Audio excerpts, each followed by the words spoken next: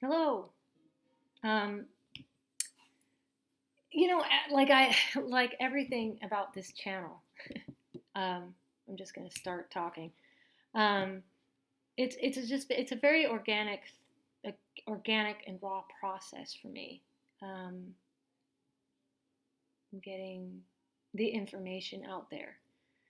Um, but I've been thinking very deeply about the the narcissist fear of exposure. But that's exactly what the narcissist needs in order to heal. To begin the call to adventure. Um, I need to be exposed. I'm exposing myself. I'm exposing my borderline and narcissistic nature because it comes from a place of trauma and woundedness, deep woundedness. And I was making some notes here, and so there is a fear of exposure, and because it rips the false self from its ideation of perfection, right? And so let's see, let me get to these notes here. Fear of falling from the pedestal of perfection. That's why the narcissist fears exposure. I'm afraid of being exposed for my lack of perfection. But the transparency of accepting the nature that I am both good, that I have my internal nature, all of us, when I'm exposing myself, when I'm being transparent about who I really am in the world, I am also having the courage to accept the intrinsic nature of my consciousness as consisting of both good and bad, and that I am both, and that you are both, and that it's okay. But it's now that I'm aware of that, when we become aware of that, we can transmute and alchemize those dualistic, unified concepts of good and evil into something beautiful and healing. So I hope I'm recording. Yes, I am. Okay. I'm like, oh man, like, forgive us. That would not have been fun having to re-record all that. I hate that when that happens. So there's a fear of falling from the pedestal of perfection because perfection equals good for the narcissist. There's a splitting that occurs because the trauma occurs during the first few years of life when the main defense mechanism to trauma is splitting. And in the psyche, it's like either you're all good or you're all bad. And that's what we project onto others. You're either all good or all bad. That's why there's this idealization process going on. And because it's very difficult for a personality deficited person, or I don't know how to say it, a personality wounded individual, I like that better, to accept the ambiguity and dichotomy of their own consciousness. And so splitting occurs as a defense mechanism to protect oneself from having to face the duality. Carl Jung calls it the mysterium conjunctionis, the mysterious joining of opposites. And so this is, we're really talking about folly as an elixir here. And this is why narcissists attract each other, or personality. I shouldn't say. I don't really know. That's not. I don't know enough to say that. Take that back. When people with complex post-traumatic stress when people come together who are wounded from trauma, usually complex trauma, and it can, and most of the time, affects the personality to a point where they're often a cluster, have traits or have cluster B personality dysfunction. When these people are, when we attract each other, because we attract each other, there's not one narcissistic relationship that that that the two people are not participating in the toxicity. We have to take ownership of that. We are not the victim. We are both the abuser and the abused. And not because we're evil, because we're wounded and we haven't differentiated. We haven't individuated. We haven't attained a communication with our higher self. But Carl Jung talks about that. We don't learn from perfection. Okay? This is we learn through our folly. So when two people are attracted to each other that are toxic, that are often narcissistic or borderline or have traits of such, there's an unconscious attraction there, because the people, you become aware of these dynamics. You get called to the adventure of healing and individuating through the folly, through the toxicity. It becomes so too much for us to handle, too much for the body to handle, and too much. We go into a deep schizoid break, collapse.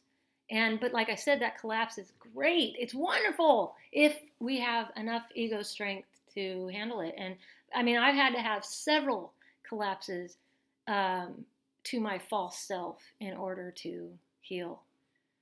Finally, you keep collapsing it, and then the ego identifies with the idea that the higher self is a static state of perfection, and we create that false self with that.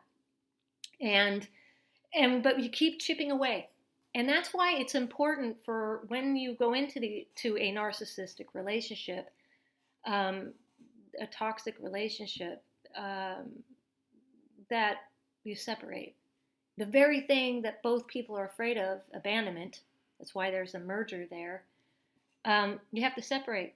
You have to separate. It is once you become aware of this, which I have, you have to separate yourself from the toxicity so you can grow. Not just because not because I'm the victim and I'm the abused one. No, because it is a toxic environment where I'm participating in the co-idealization, shared fantasy, the enantiodromic of idealization and devaluing, which becomes toxic and abusive, or it becomes toxic. I don't know. I won't use the word abusive because I just, I want to destigmatize these processes that are occurring in narcissistic relationships and in toxic relationships are from a deep place of childish woundedness, infantile woundedness.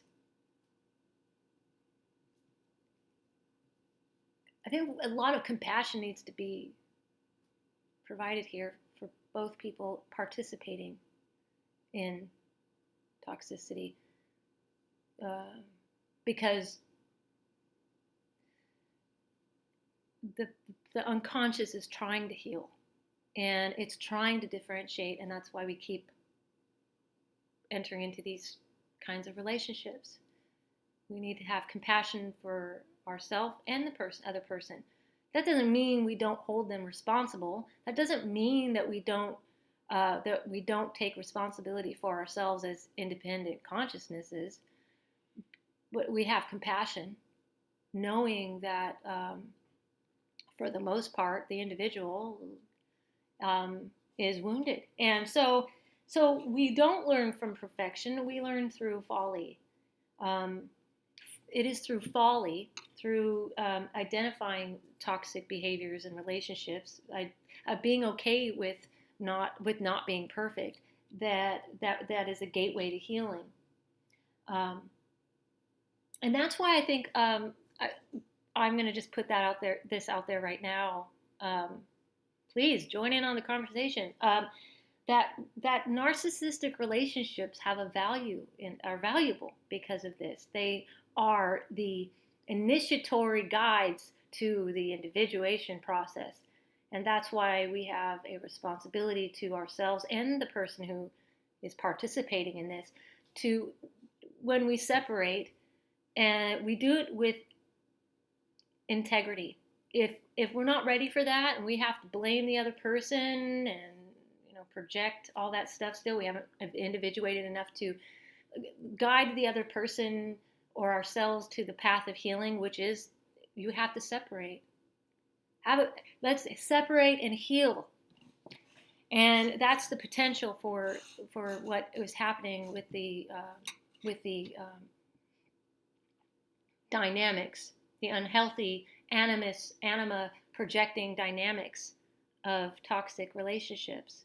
It is a guiding post toward the individuation process. It is a call to adventure. And as such, if we really take that into consideration, we have a responsibility to ourselves and others to maintain integrity as we separate, to always leave the door open to healing. Not that we are the savior to heal that person. The only person that can save me is me.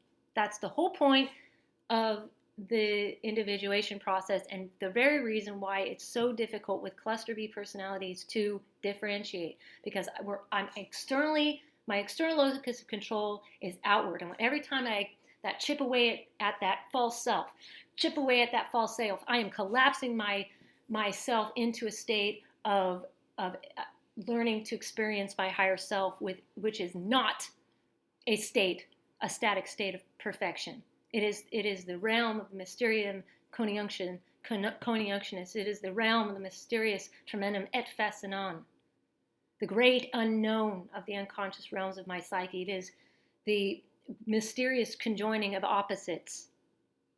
And I must stop splitting.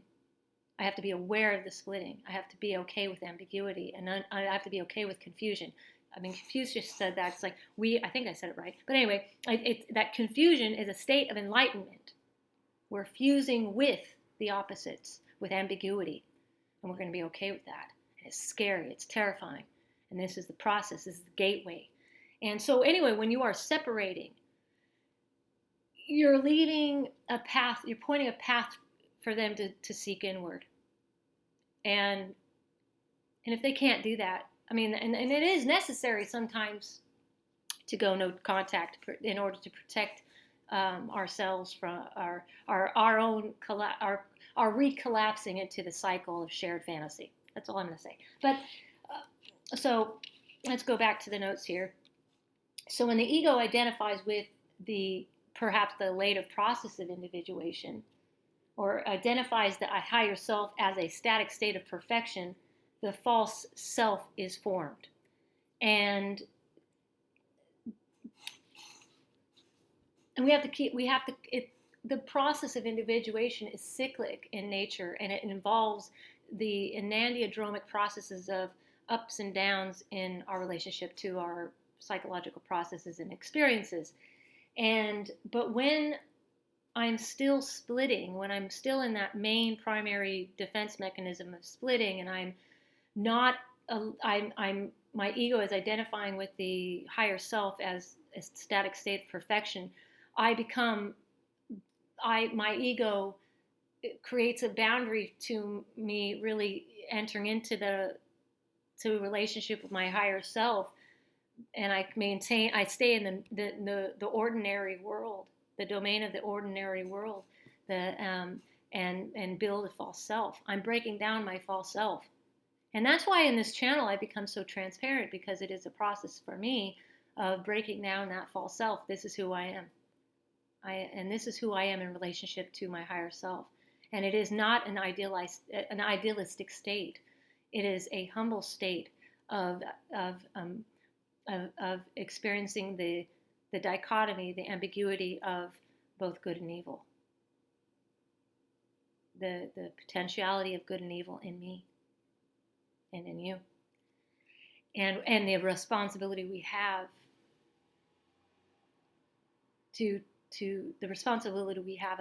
to our consciousness, because our consciousness influences other consciousnesses.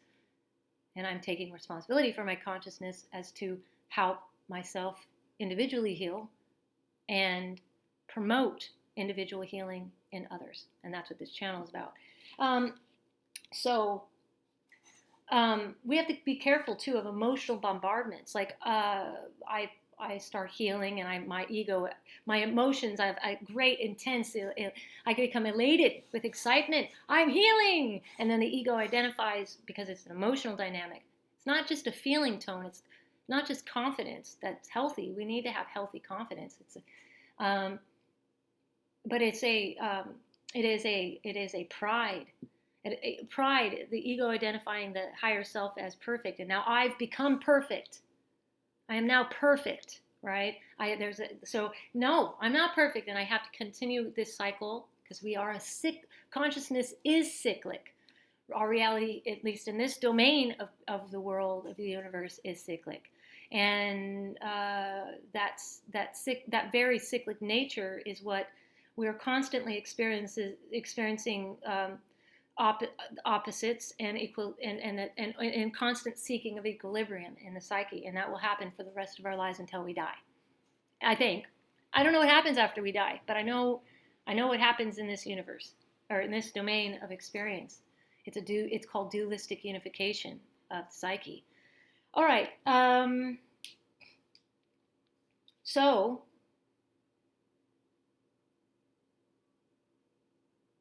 when we build that false self, and we can't identify with the higher self, the domain of the confusing amalgamation of both good and evil, our ego simply cannot assimilate that, because it breaks down, it collapses the false image of ourself as all good, all perfect, the best, the aggrandizement.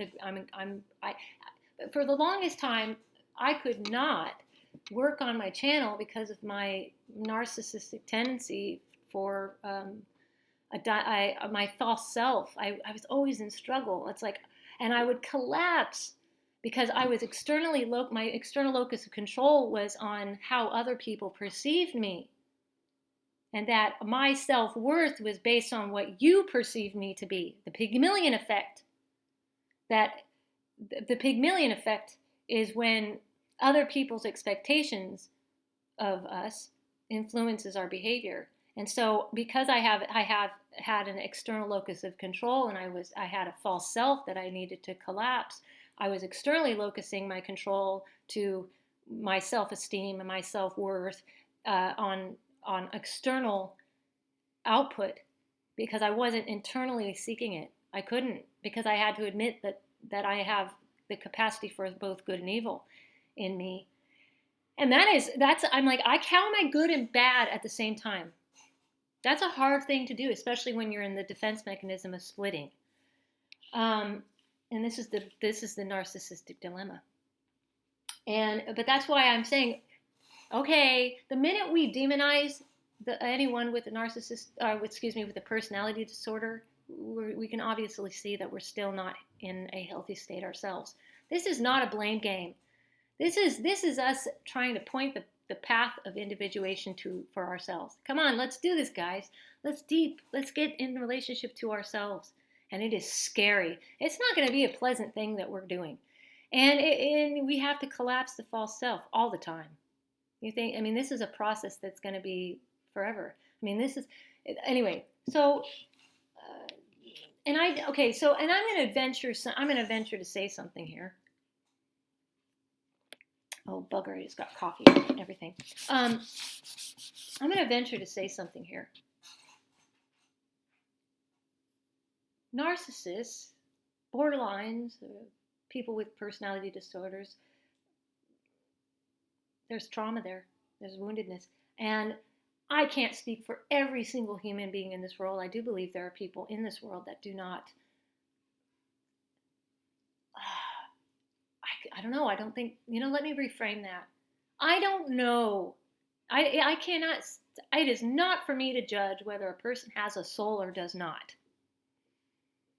But I can say that I do believe that those of us with cluster personality disorders, we have been demonized to be soulless.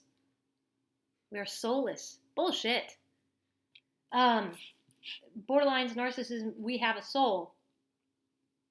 I mean, like psychopathy, antisocial personality, that when we have an absence of empathy or an absence of compassion, I can't determine whether or not that person has a soul or not. I don't know. It is not my place to judge that person.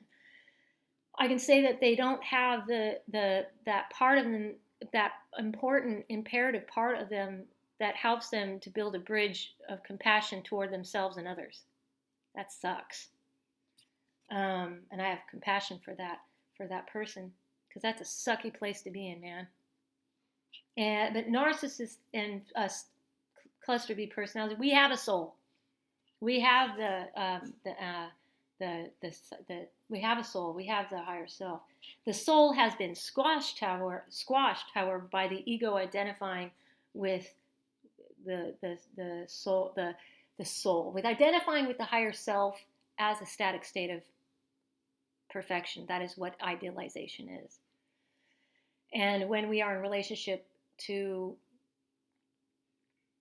when there's co-idealization, when we go into relationships and when we enter into participating in toxic relationships and cluster B personality relationships, which is basically an opening to the door to healing. And how do you heal? You separate. And because now when you separate, both people go through a collapse. The false self is now you're not, so when you're separating, you're individuating yourself from the toxic behavior of yourself and the other. I'm not separating because somebody's good or bad.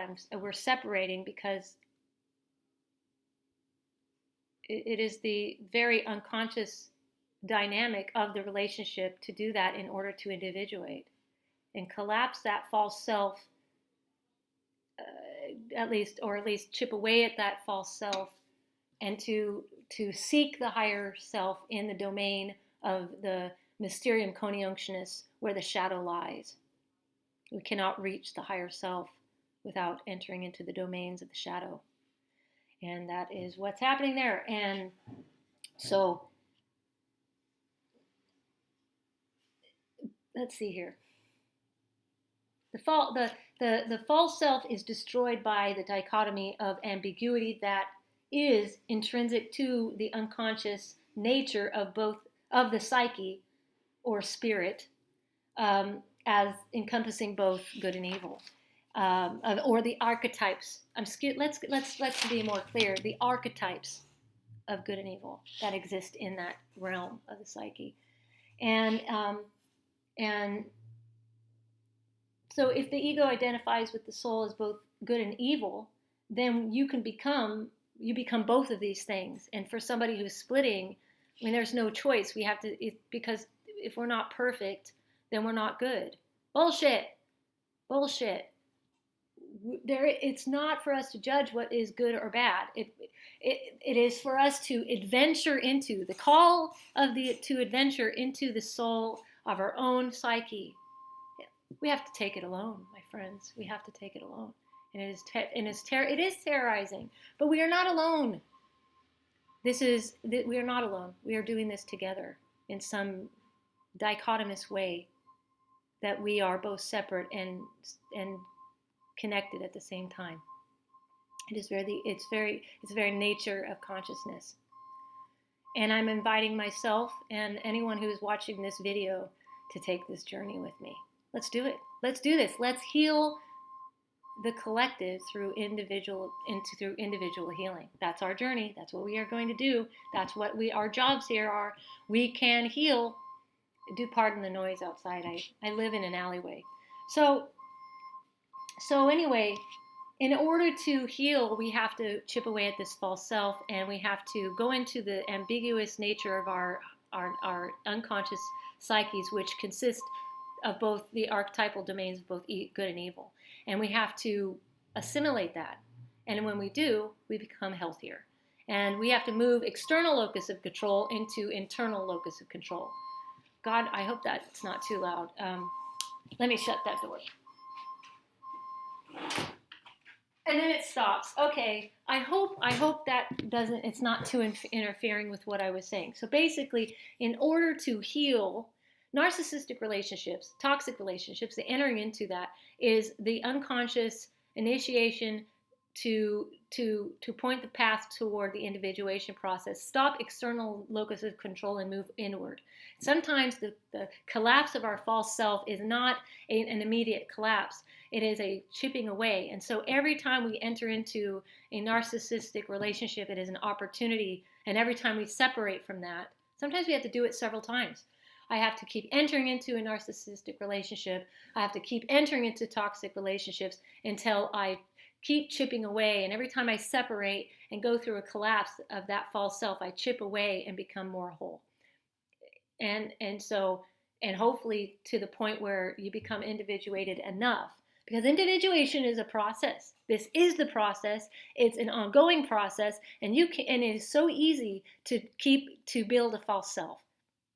And that is what my job is with being a borderline and having a narcissistic traits, is to keep myself in the process of individuating and identifying when I start building a false self. So this is the folly as an elixir. Folly as an elixir. We, like Carl Jung always said, we learn from folly, not perfection. So that's what I'm saying. So in order to heal, you have to collapse that false self, maybe multiple times, to become aware of the true nature of our psyche, which consists of a multiplicity of archetypes, and that is the process of individuation, making the unconscious conscious. What is the unconscious? It is the domain of the not ordinary, and we have to take that journey, and that's all that I'm saying. And it is beautiful. It is beautiful, and you are beautiful.